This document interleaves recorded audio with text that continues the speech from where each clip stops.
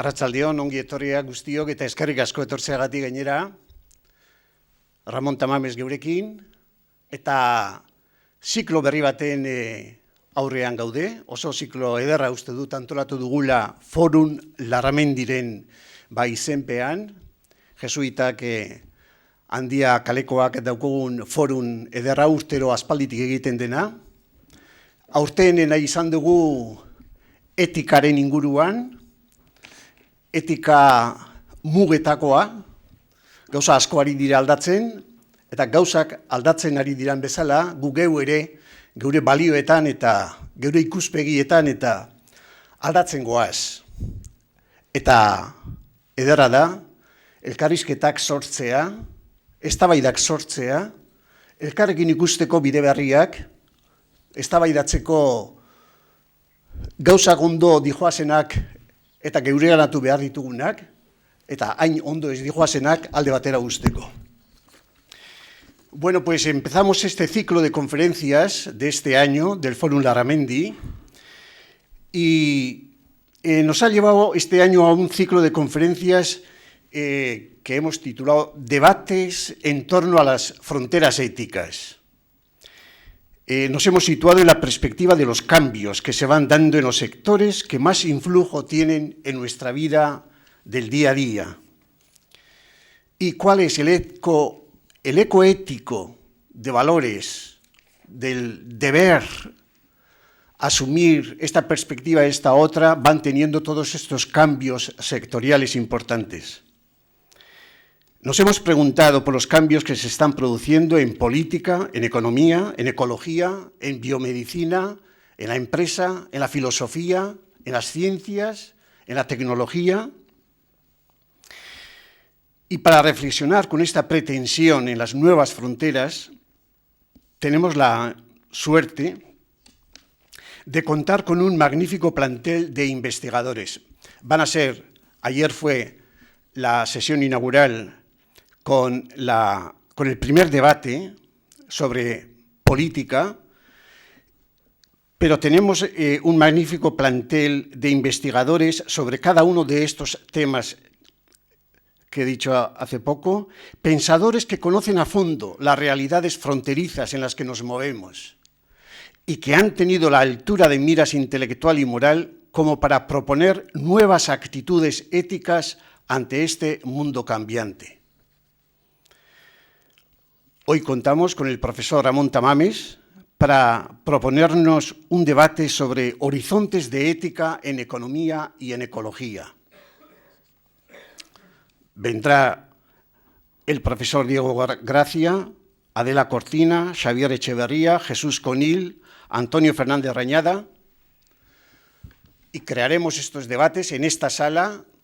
Ya iremos anunciando las fechas oportunamente, a las 7:30.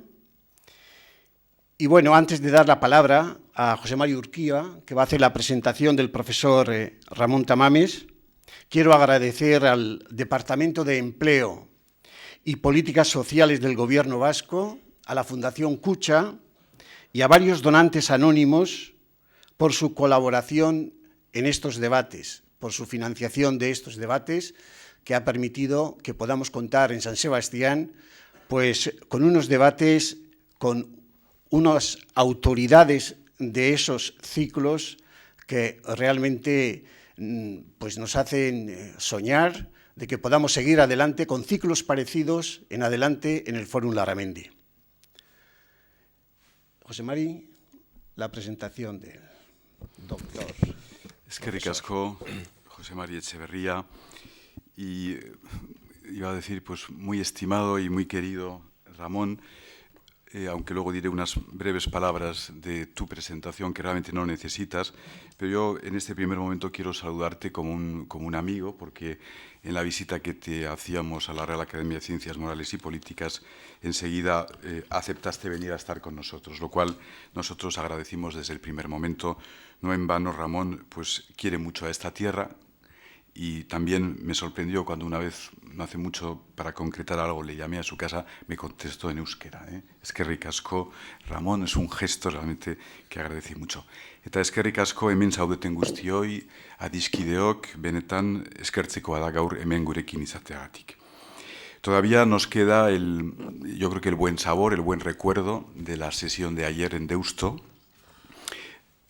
Los que estuvisteis, pues os agradezco que estuvierais. Yo creo que fue una reflexión sobre el retorno del político a su vocación de servicio. Creo que fue una reflexión en la que tanto Santiago Pechen como el profesor Álvarez Rubio y como Marcelino Oreja, que aunque no estuvo presente, sí se hizo a través del texto, y luego el debate que allí se suscitó y que espero que hoy también se suscite entre nosotros.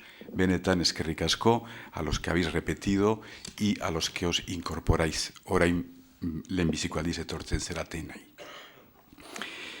Ramón Tamames, voy a hacer muy brevemente recordar, porque a veces es bueno recordar, todos sabemos quién es, pero sí recordar su faceta académica, su faceta política, su faceta académica internacional, su faceta pública y algunos de los honores, ¿no? Yo creo que habrá honores que siempre son más queridos que otros. Él, como sabéis, es catedrático de estructura económica ya desde el año 1968. Primero lo fue en Málaga y desde el año 1975 en la Universidad Autónoma de Madrid. Y en marzo de 1992 fue designado catedrático Jean Monnet por la Comunidad Europea. El profesor Tamames es autor de muchos libros. Hoy les daré cuenta del que va a ser próximamente presentado, pero autor de libros de economía, de ecología, de historia, de política. Quizás todos conozcan, o muchos, su obra Estructura Económica de España, 25 ediciones. La estructura económica internacional, ampliamente también difundido en el mundo de habla hispana en América. La República, la era de Franco, volumen 7 de la historia de España, dirigida por el donostiarra y también querido Miguel Artola. Ecología y desarrollo sostenible, la polémica sobre los límites de crecimiento. En 1988 publica un diccionario de economía, que luego se reconvierte años después en un diccionario de economía y finanzas, como coautor Santiago Gallego, que ya lleva la 11ª edición revisada y ampliada. En 1993 recibe el 10º premio Espasa de ensayo por su libro La España Alternativa. Pero los más recientes, las publicaciones de ahora. Los transgénicos, conózcalos a fondo, del año 2002. Globalización y ecoparadigma, del 2003.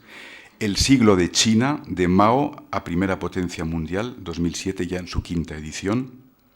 Y ni Mussolini ni Franco, la dictadura de Primo de Rivera, en su tiempo, del año 2008. De todas estas obras, o de algunas de ellas, hay traducciones a todos los idiomas más importantes. El 2009 aparece su obra Para salir de la crisis global, análisis y soluciones. Y hoy nos acaba de entregar, me permitirás que recuerde, el libro que se va a presentar, que se llama ¿A dónde vas, Cataluña? Este libro que me comentaba va a ser presentado pues dentro de muy pocos días en Madrid y en Cataluña, tema de tremenda actualidad. Ramón Tamames tiene también la faceta política que de todos es conocida, su vinculación como diputado a las Cortes Constituyentes en el año 1977 y es firmante de la Constitución Española del año 1978. Ha sido consultor económico del Programa de Desarrollo de las Naciones Unidas y del Instituto para Integración de América Latina. Tiene una gran vinculación y una gran presencia en foros internacionales. Banco Interamericano del Desarrollo, es miembro del Club de Roma, ha desempeñado la cátedra de su especialidad en Harvard, en Bruselas, en la London School of Economics, en Berlín, en Caracas, en México, en Bogotá, en muchas partes de la América Latina, en Manila y también en la Universidad de Oxford. También hemos seguido al profesor Tamames como articulista, como comentador, como reflexivo de tantas situaciones de nuestra política y de la sociedad. Pues lo recordamos en la revista Triunfo, en los cuadernos de diálogo, cuadernos para el diálogo, del cual fue fundador. También le solemos leer con alguna frecuencia en el diario El País, últimamente su punto de vista en la muerte de Suárez, que leímos, llegará la democracia, ¿no? Su excelencia llegará a la democracia, que es cuando Suárez le dice a Franco, pero es que habrá democracia. Y digo, sí, llegará la democracia a España, ¿no? Entonces, él sigue colaborando en periódicos como el ABC, como El Mundo, el Anuario del Mundo, y también en programas de radio, tanto en Antena 3 como en la cadena COPE, como Punto Radio de Luis del Olmo, como el diario electrónico Estrella Digital, la revista de él, etcétera, etcétera. Termino ya recordando sus premios, sus honores. En 1997 el premio Rey Jaime I de Economía. En febrero de 1998 es nombrado ingeniero de Montes de Honor por la Escuela Técnica Superior de Ingenieros. En marzo de ese año 1998, Premio Conservación de la Naturaleza por el Gobierno de Castilla y León. Y doctor honoris causa por la Universidad de Buenos Aires, Premio Nacional de Economía y Medio Ambiente Lucas Mayada, profesor ad honorem de la Universidad de Lima y, como no, dejo para el final, aunque no es para el final, pues su miembro académico de la Real Academia de Ciencias Morales y Políticas. Y sobre todo, y dicho esto, pues te saludo como un buen amigo de nosotros, te reitero nuestra gratitud y tienes la palabra. Eskerrik asko, Ramón. Nahi dezunean.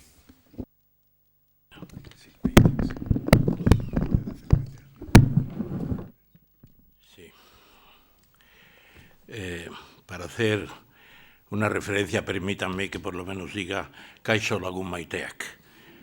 Muchas alegrías tengo de estar hoy con ustedes y además yo me siento desde muy niño unido a muchas cosas del País Vasco. Me acuerdo que en la habitación donde dormíamos los 4 hermanos varones,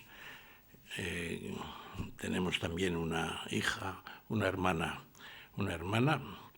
pues yo puse una vez una inscripción en euskera y mis hermanos la saben todos se acuerdan, es Virtutezko gauzak egitean hartzen dan zabaltasuna da atsegin konteturik audiena. Creo que es un poco dialectal en relación con lo que hoy es mayoritario, que es el batúa, ¿no? Pero, en fin, aquello se liga también a mi admiración por muchos guipuzcoanos. No me refiero ya al País Vasco entero, sino a los guipuzcoanos. Y fundamentalmente a Blas de Lezo, que pronto va a tener un monumento en Madrid, que fue el que en Cartagena de Indias derrotó a una flota inglesa mayor que la que Felipe II envió para la conquista de Inglaterra. Y también a Oquendo, que antes había sido un gran navegante, como lo fue también, naturalmente, Elcano de Guetaria.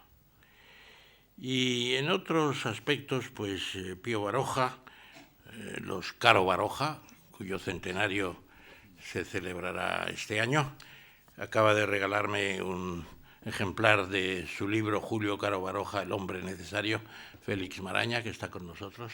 Y yo creo que efectivamente habría que dedicar un recuerdo a don Julio, porque era un hombre extraordinario, quizá el mejor etnógrafo que hemos tenido en toda la historia de esa actividad en España, que empezó muy en antropología y etnografía con Bernardino de Sahagún y el obispo Quiroga, que en México, en la Nueva España, recién conquistada por Cortés, ya empiezan a estudiar los pueblos indígenas, los idiomas indígenas, las costumbres y sus religiones y todo lo demás.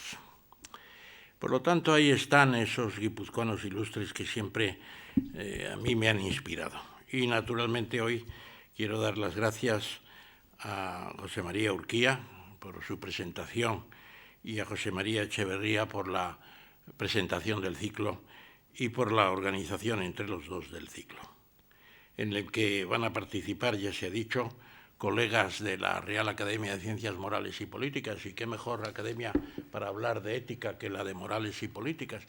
A mí a veces me dicen, eso es una contradicción, morales y políticas. No, no es una contradicción. Lo que pasa es que actualmente sí es un problema.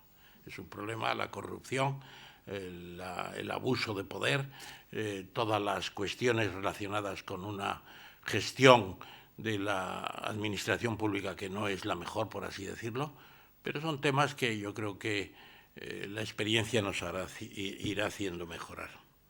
Ahí están, por lo tanto, Adela Cortina, Olegario González de Cardenal, un teólogo, que los teólogos pues siguen siendo importantes. La gente dice, bueno, pero eso de la teología se ha quedado anticuado. Pues no.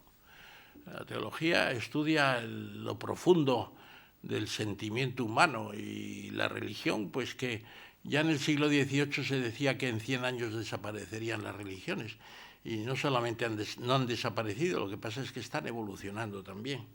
Y luego tendrán ustedes, creo que, a Miguel Herrero y Rodríguez de Miñón, un gran amigo del pueblo vasco, que además hablará, supongo, de temas muy ligados a problemas actuales de la Constitución y demás. Por lo tanto, empezando por Marcelino Oreja, que fue el artífice de una parte de la primera reunión de ayer, aunque no pudiera asistir por estar en el homenaje a Suárez, pues yo diría que esta es una manifestación que nos honra a la Real Academia. Nos honra, es una salida de la Real Academia también, junto con la actividad del Foro Larramendi de los jesuitas, en lo que nos honramos mucho en participar. Y entro en el tema del día. En el tema del día ya se ha dicho, horizontes de ética en economía y ecología.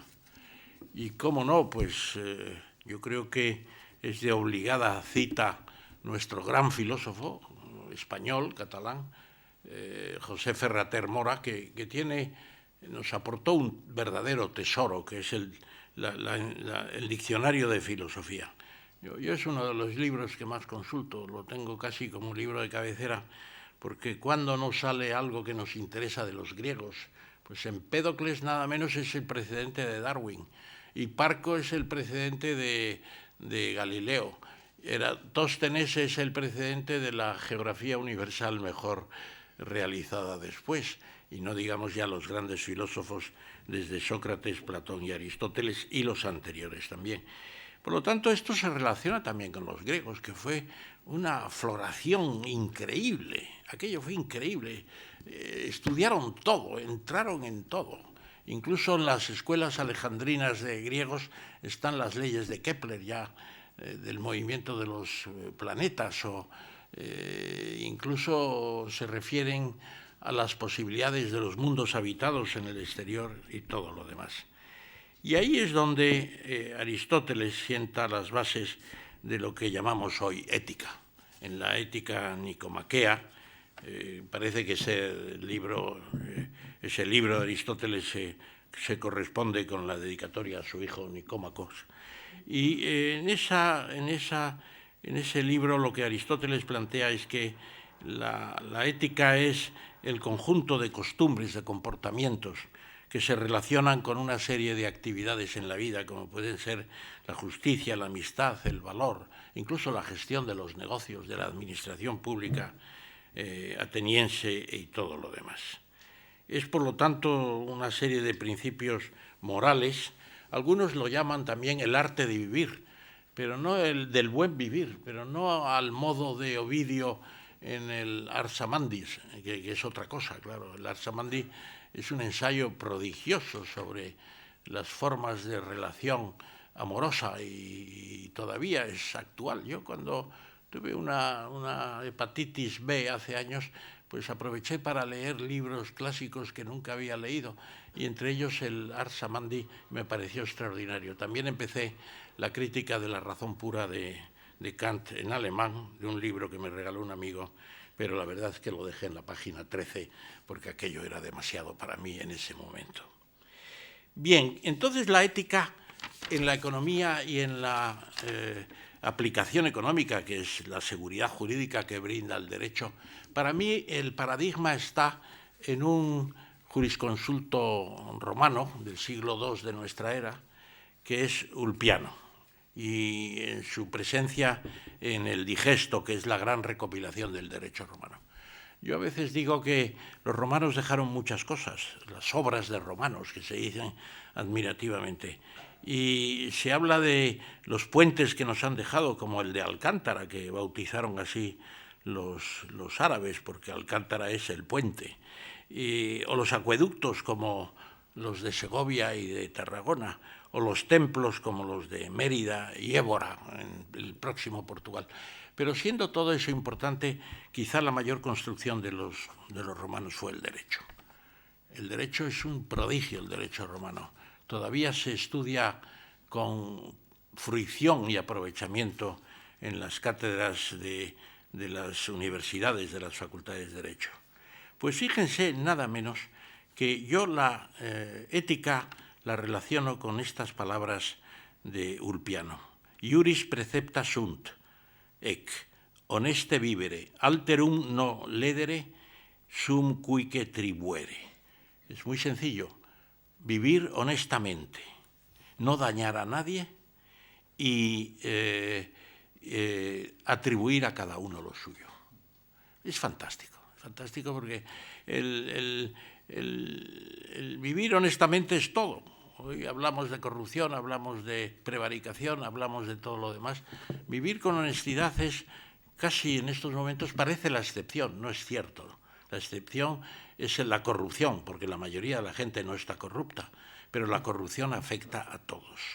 Y realmente vivir honestamente es la base del entendimiento, se hace sobre el fundamento de la buena fe y además permite la convivencia y también el tráfico jurídico y económico. Hay clasificaciones internacionales de honestidad. Los países más honestos, aunque hoy nos parezca extraño, pues son Corea del Sur, Taiwán, Singapur, que han aprendido mucho de Occidente y tienen unas éticas de los negocios realmente extraordinarias.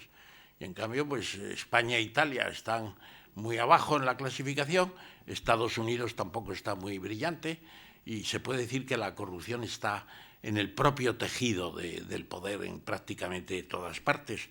En estos países asiáticos ha entrado una especie de nueva ideología, podríamos decir, calvinista, de los puritanos.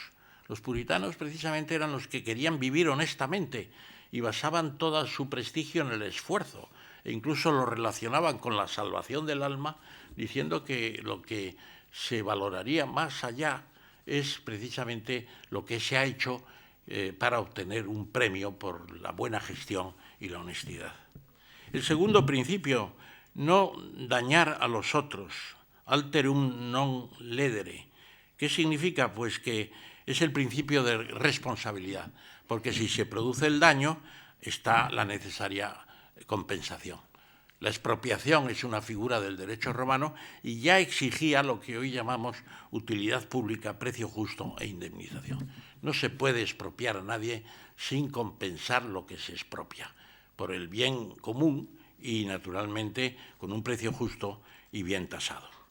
Y el tercer principio de Ulpiano es sum cuique tribuere, es decir, dar a cada uno lo suyo, es el principio de la justicia.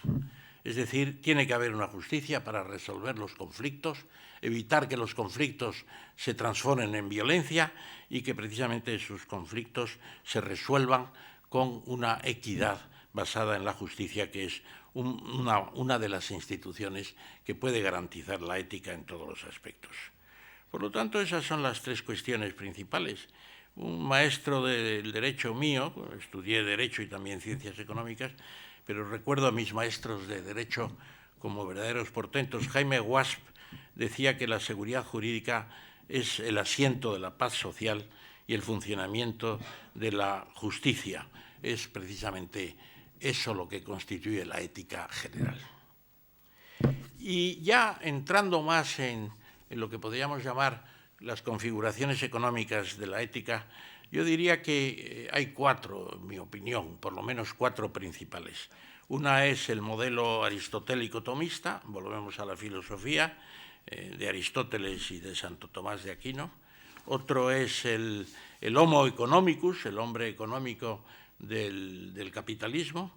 Hay un intento de cambiar eso en la filosofía marxista y en la ejecutoria de las actividades obreras internacionales del siglo XIX, que hoy podríamos decir que no está en su mejor momento, lo veremos también.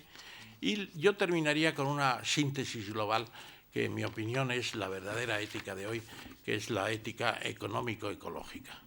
El homus ecologicus, que supera ampliamente lo que llamábamos el homus economicus.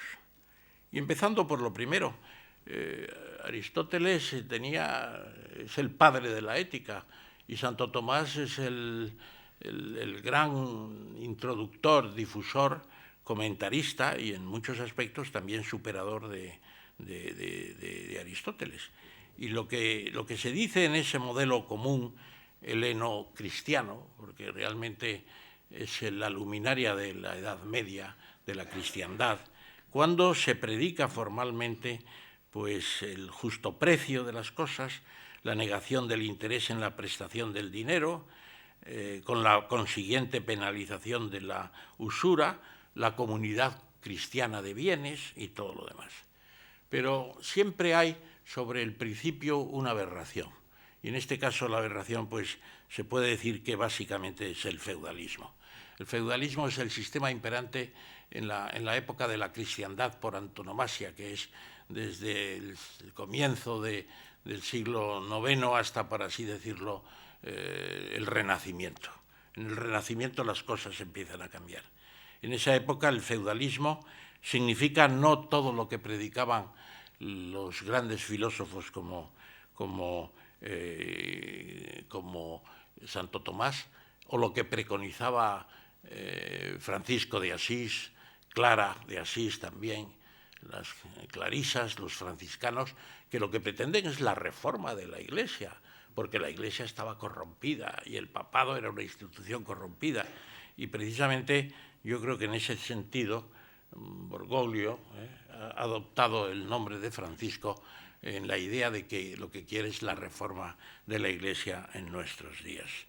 ¿Qué significa el feudalismo? La explotación de los siervos de la gleba, los gremios exclusivistas de oficios, los monopolios señoriales que en algunos sitios como en España se llaman de horca y cuchillo porque administran la justicia por los señores, la usura generalizada, no solamente de los judíos, que por eso son tan odiados por los enormes intereses que aplican, sino también de los que no son judíos, la usura generalizada y el predominio de la aristocracia y el clero más elevado sobre, ni siquiera se puede llamar todavía el pueblo llano, porque son los sometidos.